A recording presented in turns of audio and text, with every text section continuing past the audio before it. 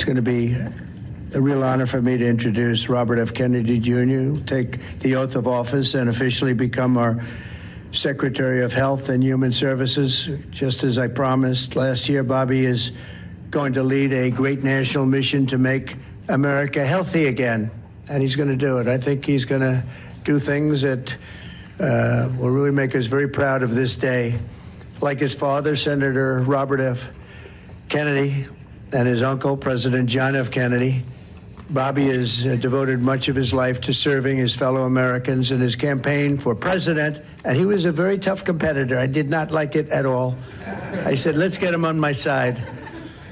But in his campaign for president in 2024, Bobby brought together a coalition of supporters across party lines, and he really worked very hard, and he had tremendous support, unbelievable support, and I think a lot of that support came my way when we decided to do a little merger, and it was really great, and it was very loyal, incredible people. They believe in him so strongly because he's a fierce advocate for the health of our children and for the values of free speech, democracy, and peace.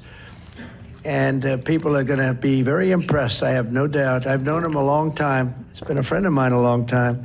Perhaps most importantly, though, Bobby created a nationwide movement made up of millions and millions of mothers and fathers and young people and concerned citizens of every background who want to end and this horrible chronic disease crisis that exists in America.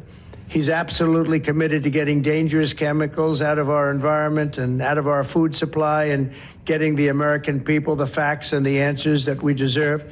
After years in which our public health system has squandered the trust of our citizens, and they really have. They don't trust us. They don't trust anybody, frankly. They've gone through hell.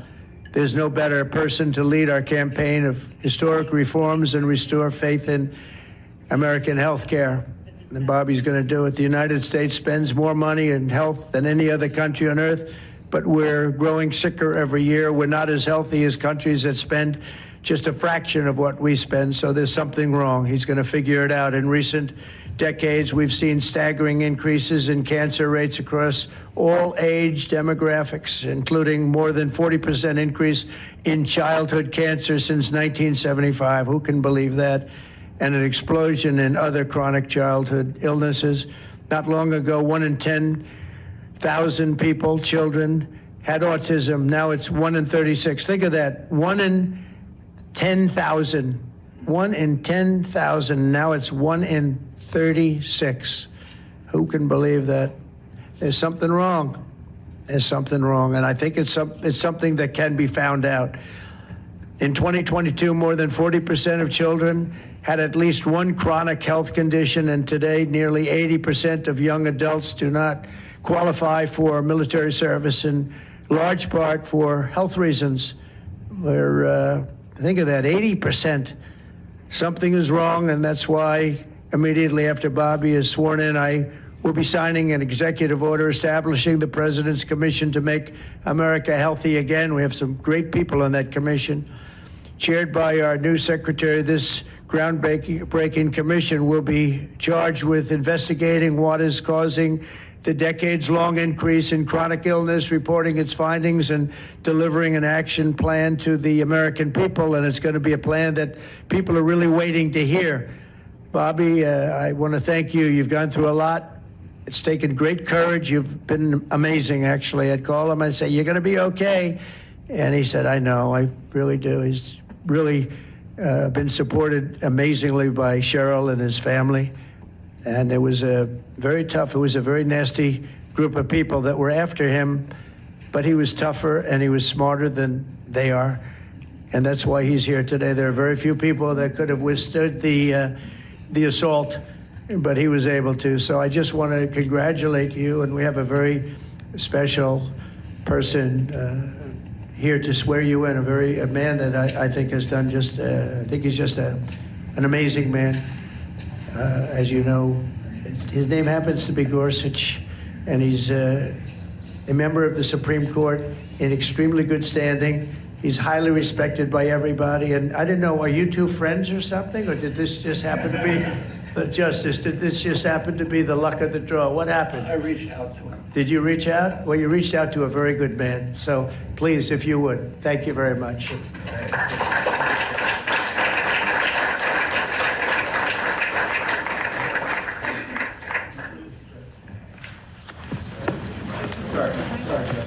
Oh, this has to be done I'll do first. this first. Sorry. I'm going to make this a good one, right?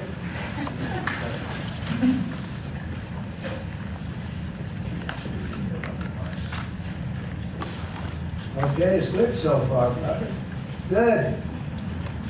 It's a 10.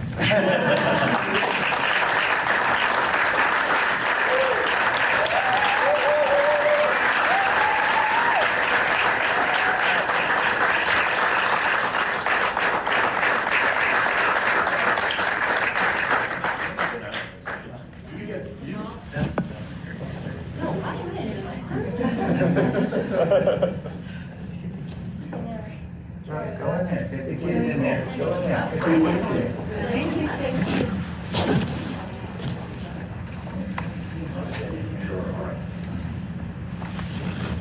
Over here, please.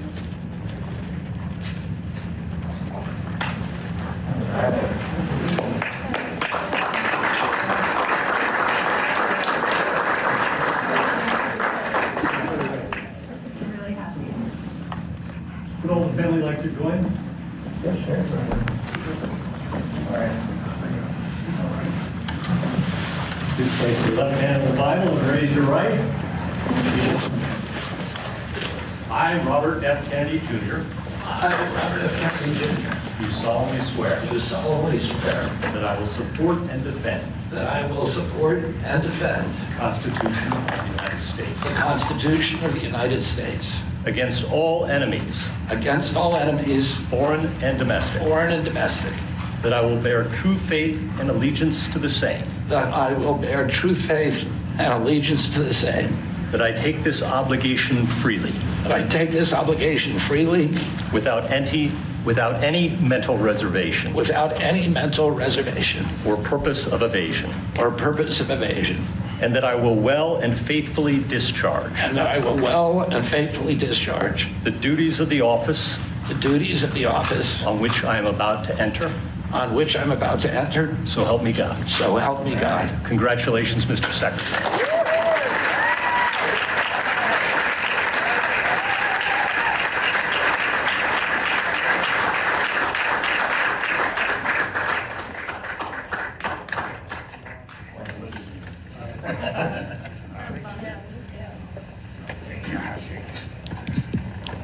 I want to begin by thanking President Trump for giving me this extraordinary opportunity. And I want to introduce my family and thank them for being here.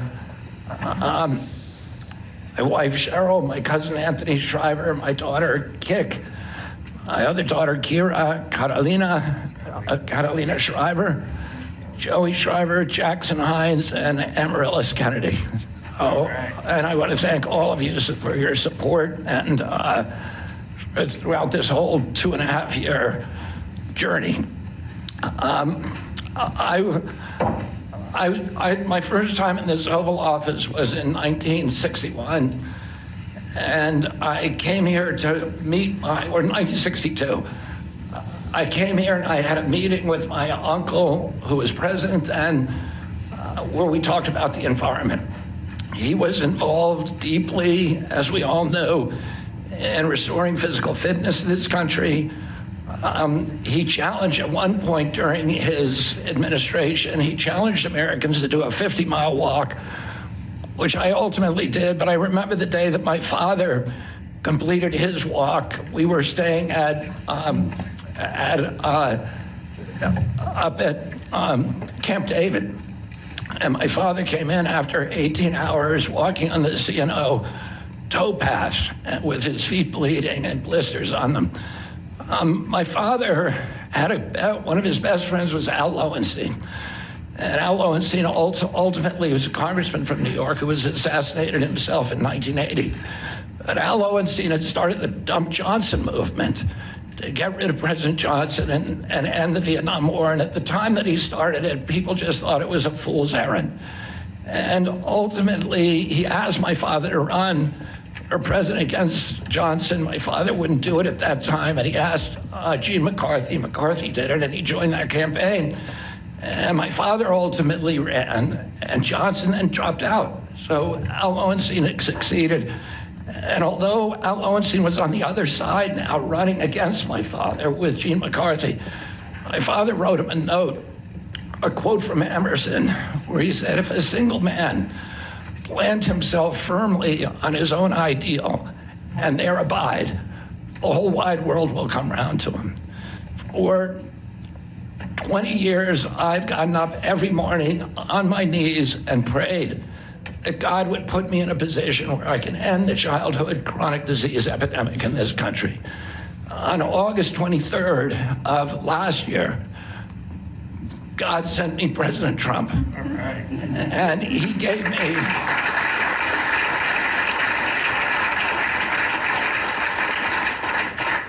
he's now given me, he's kept every promise that he's made to me. He's kept his word in every account and gone way beyond it. I'm so grateful to you, Mr. President. A lot of people told me that I couldn't trust President Trump, that I better get it in writing. And we did a handshake, and everything that he told me he was going to do, he has done. And I'm so grateful to him, and I've told you before, I genuinely believe that you are a pivotal historical figure, that you are going to transform this country at a time when we see all of the indicia of democracy now in tatters in our country. We see the rise of the military-industrial complex, the rise of totalitarianism, these attacks on our Constitution, and this breathtaking epidemic that is disabling our people. President Trump has promised to restore the American dream in this country. A healthy person has 1,000 dreams. A sick person only has one. 60% of our population has only one dream, that they get better. President Trump has promised that he's going to restore America's strength. But we can't be a strong nation if we have a weak citizenry. If people are sick, 60% of our people are sick, 77%, as President Trump mentioned, of our children cannot qualify for military service. And we need a man on a white horse now.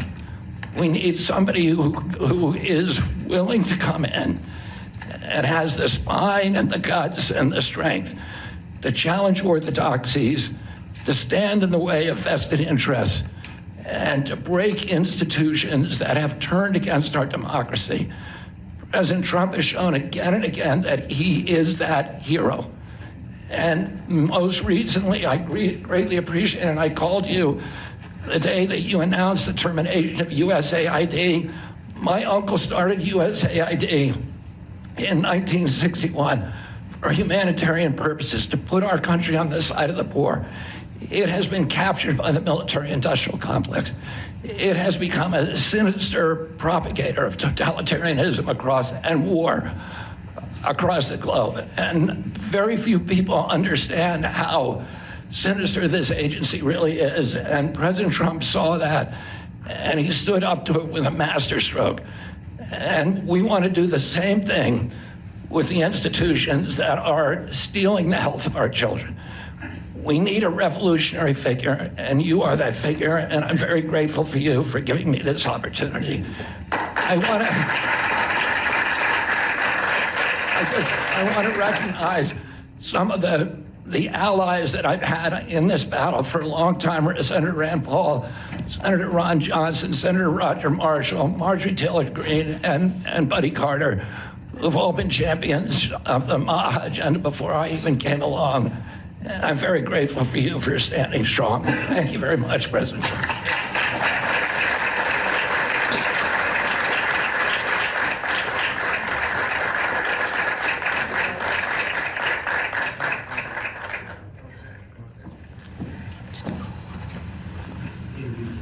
Mr. Secretary, I'd like to ask, what plans do you have immediately at HHS now that you're sworn in?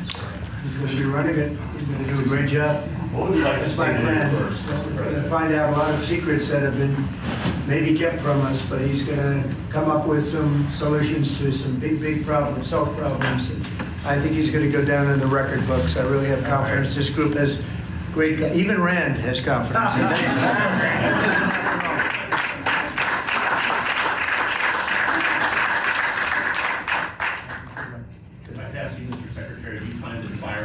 Immediately, or what are your plans on day one, which I guess is today? Our plans are radical transparency and returning gold standard science to NIH, the FDA, and CDC, to ending the corruption, ending the corporate capture of those agencies, getting rid of the people on those panels that have conflicts of interest. So we can do unadored and unimpeded science rather than the kind of product that is coming out of those agencies today. Mr. Secretary, may I ask, how do you address concerns that some Americans may have about your stance on vaccine? When people actually hear what I think about vaccines, which is common sense, which is vaccines should be tested, they should be safe, everybody should have informed consent, people are reacting because they hear things about me that aren't true. They hear characterizations of things that I've said that are simply not true. When they hear what I have to say actually about vaccines, everybody supports it. All right. Mr. Kennedy, Karen Keshnova from Lindell TV.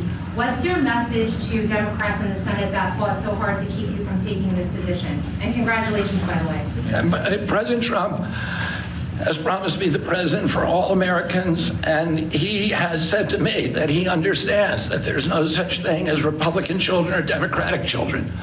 All of our children need to be protected, and whether you're in a blue state or red state, I'm going to do everything I can to work with you, whether you're Democrat or Republican, to restore child's health in this country. Mr. Secretary. Great job.